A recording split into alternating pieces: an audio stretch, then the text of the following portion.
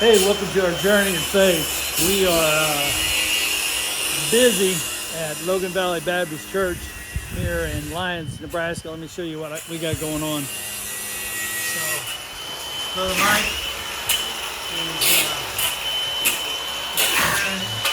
a rough opening, so we can put this other window in. It'll look like this. Here's our windows. And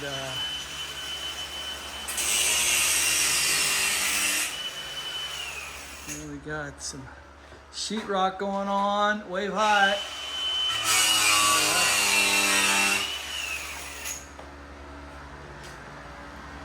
And I don't think we have anything in here, but this room's ready to spray with texture.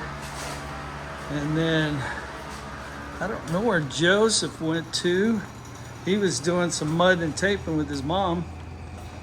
But going here, Angel is busy with his own project. Say hi, Angel. All right, he's putting some vents in. And he's done this project all by himself. So he's cutting out the backside so we can get some vent in these rooms. But